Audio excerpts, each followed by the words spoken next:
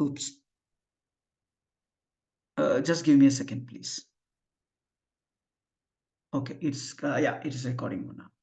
So basically, as IB educators, we do know the importance and the significance of the what we call the as command terms. So command terms are very important. Each subject has its own command set of command terms. And if you see over here, the words like state, present, explain, describe. And if you go to the criteria, there are much more words over there used: explain, outline. So basically, our role as supervisors and coordinators, it comes to a very play a very important role where we explain, show them how they can explain, how they can describe. So what is the difference between describe and explain? Because if you see the criteria, the highest band, the band of 7 to 8, it always has one word: explain. The student explains the impact, the student explains the how the ATL skill was applied. If you go to the band 5 to 6, it says the student describes the impact. When it goes to 3 to 4, it says the student outlines the impact, the student outlines the success criteria. So that is also one of the important role of the personal project supervisors and coordinators, where we show them the difference between description and explanation. You go through their first draft and you look at them, look at it. Okay, it is the student is only trying to describe what it is. Maybe they could add more examples, they could show more evidence and explain it in detail. So that is one of the important role of the personal project supervisors and coordinators. So this is how we look at the objectives and criteria from a teacher's and a supervisor's point of view. Well, then comes some essential understanding that all of us should have. Say, for example, or most of us are aware of this thing where when the school finishes, when there is a school finishes its MYP in year 5, where which means like it is an MYP 5 school, all students must do the person project. There is no exceptions. Everyone who is appearing for your MYP ES, be it E assessment or E portfolio, it should always they should always have the person project completed. So there is no exception, and majority of the work should be undertaken in the final MYP year. I'm going to throw a little bit light on this later, or maybe when some of us has some questions. Why this point is very important is because different schools start the entire process of MYP personal project at different times. Say, for example, some schools start in the second term of MYP 4. Some schools started during their summer vacation, or like no year-end vacation of MYP 4. Some schools completely start it as a very fresh process in MYP 5 first term or day 1 of MYP 5. So it completely depends upon the school's academic planning, the school's what the school wants the students to do. Say, for example, in our school, we try to complete it in the first term, first half, whereas we have two terms, July to December, Jan to May. We try to wind everything up by December, so that starting from the month of Jan, students are, they have enough time to prepare for their academic subjects. So there are different ways of doing it. The IB doesn't say one specific way of doing it, whereas it's up to the coordinators, especially the MYP coordinators. When they finalize the academic calendar, it is up to them to have have it scheduled in their academic calendar.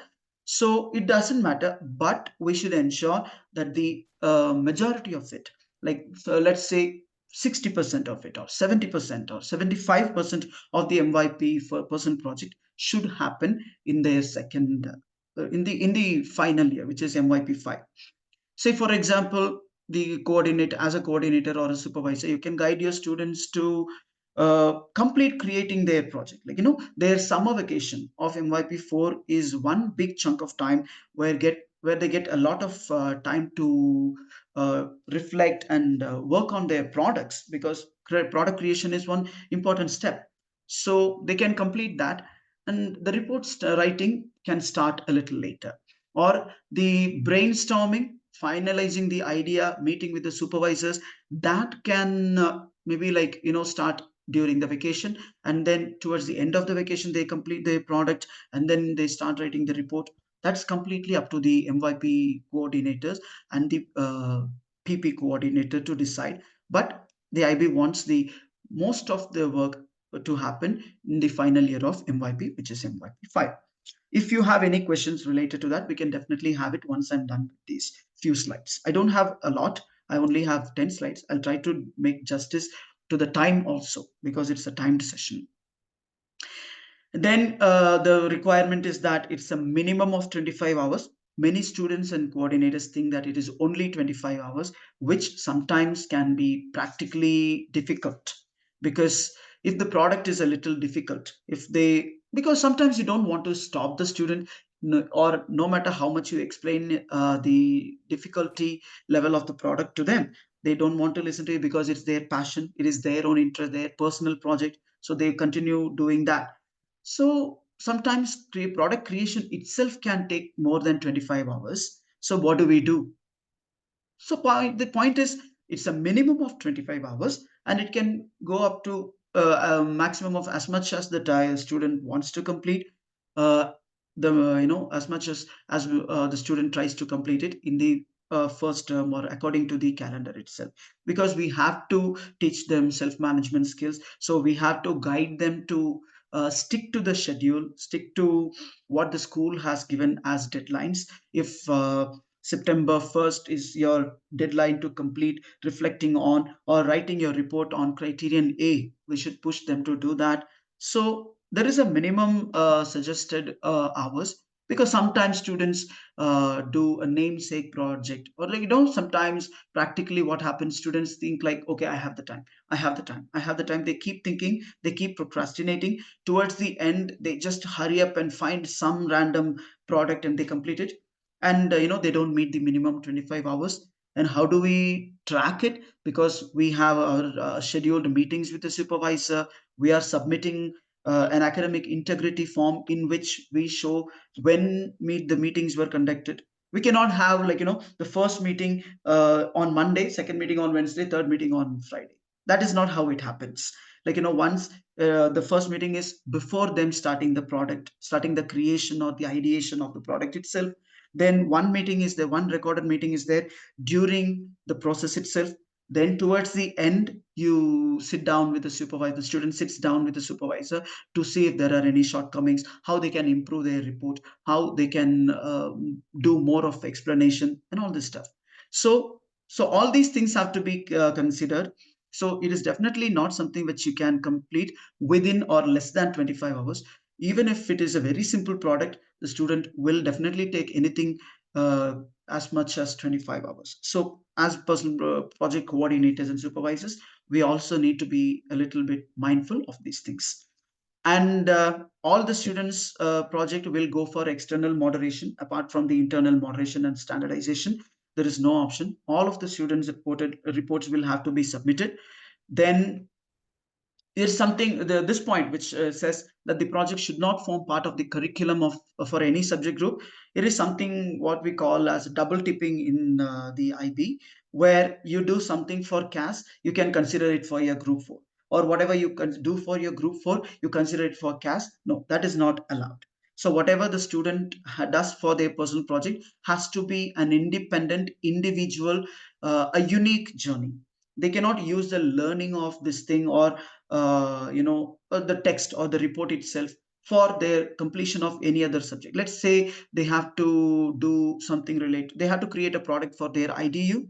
That cannot be their personal project. Or a product that they create for their personal project cannot be the same product that they create for their interdisciplinary unit. So it cannot be like that. There is no double tipping. The product and the report, they are unique. They cannot be represented for any other subject. And as personal project coordinators, we should ensure that all supervisors of the project should be familiar with the guide. So in our school, what we do is in their MYP4, we conduct a separate orientation for supervisors, we conduct a separate session for the students themselves, because it all starts with that orientation.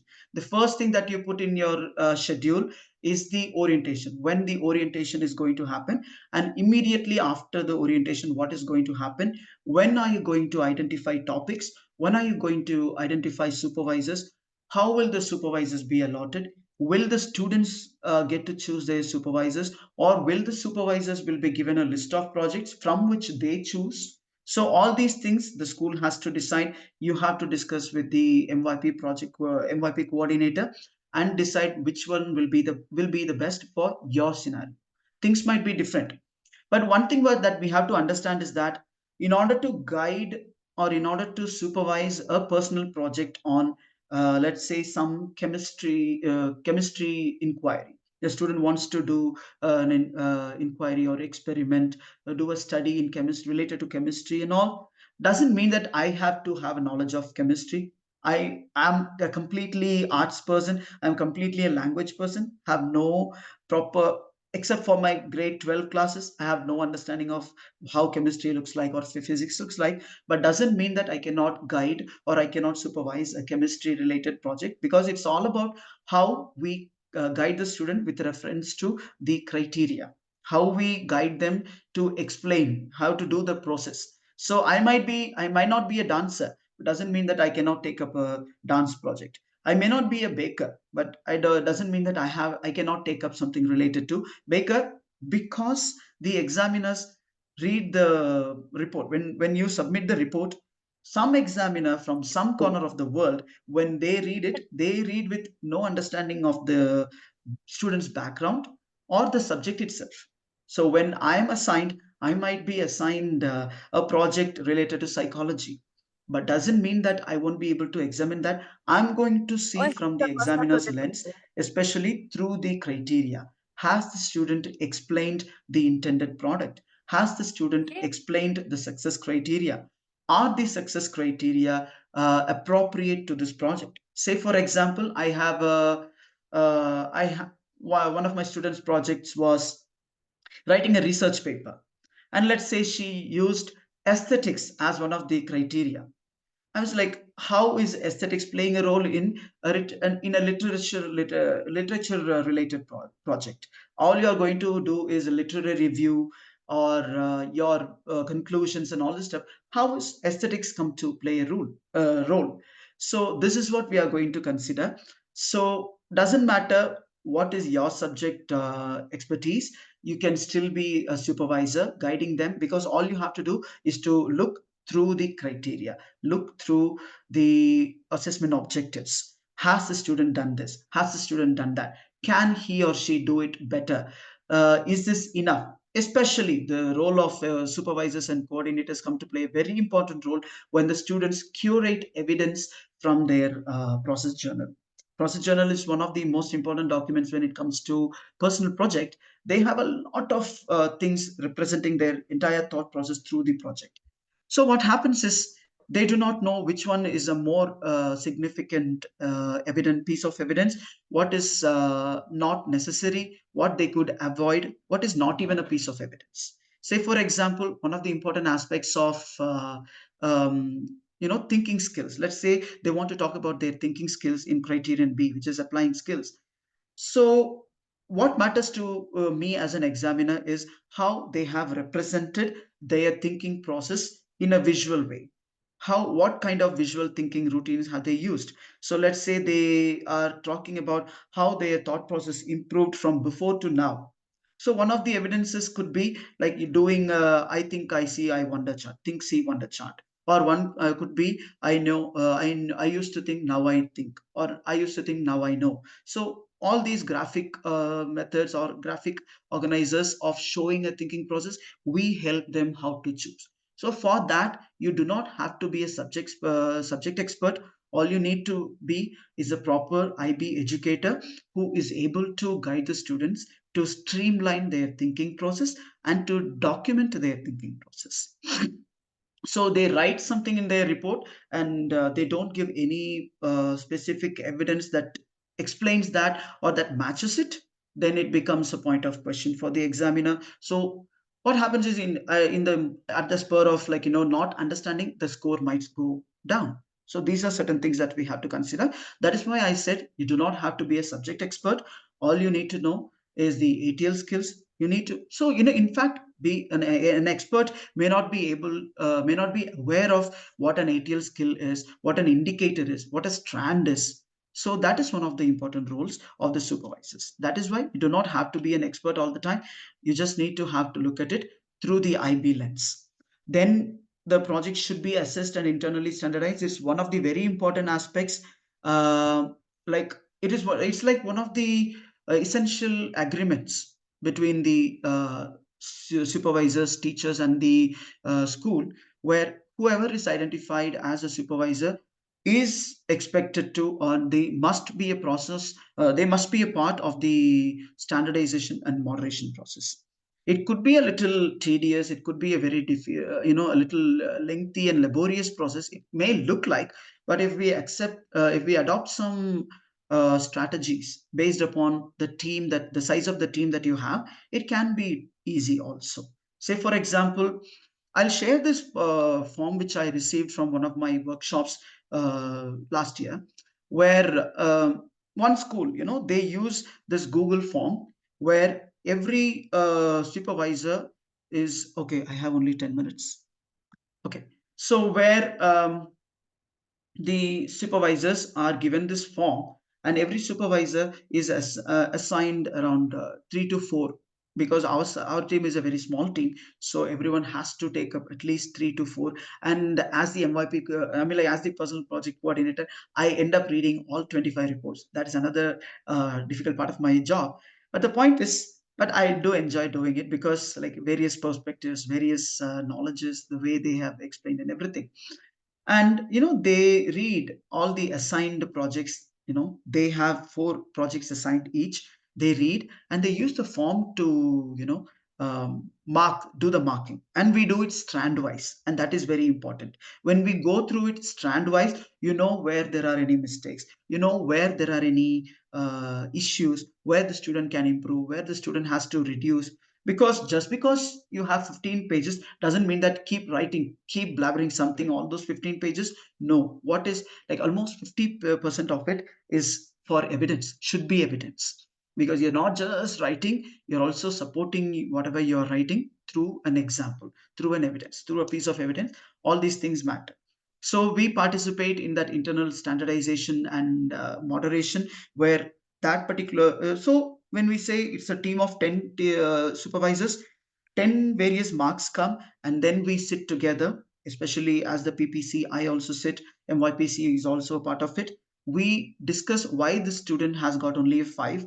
Can they do something to make it a 6? Or why can they get, why cannot, why they can't get a 7? All this stuff we discuss, and finally, okay, we standardize the marks which we give, and then it is uploaded on IBIS.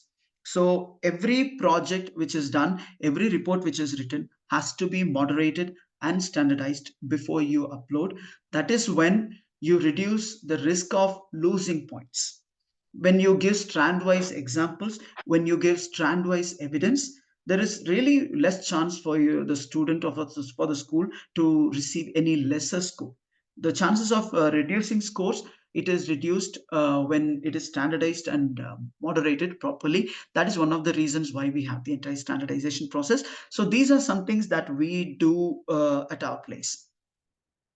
I'll just try to take you through the other remaining slides. Most of these are, familiar to us. Say, for example, who are the people? It is basically the students themselves, the supervisor, the PPC. In many cases, the parents also are part of personal project, because in day schools, without parents' support, we cannot do a lot of things related to the personal project. Because I have experience both in day schools and residential schools, so I definitely know how crucial it is for parents to support their student.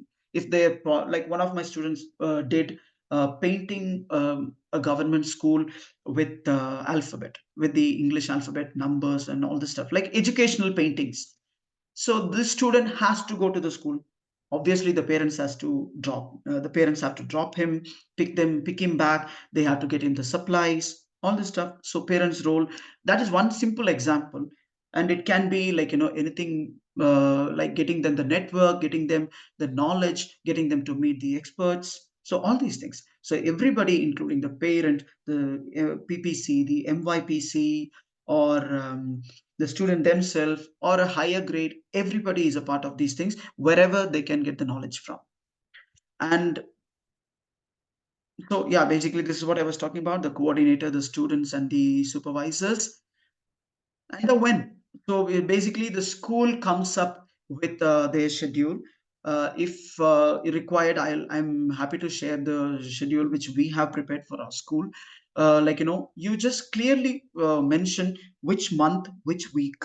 In the month of March 2024, we are going to have the orientation, and then there'll be a brainstorming, then there'll be a the idea presentation. Then we make the supervisors listen to those ideas. All myp teachers will listen to all 25 or 26 students.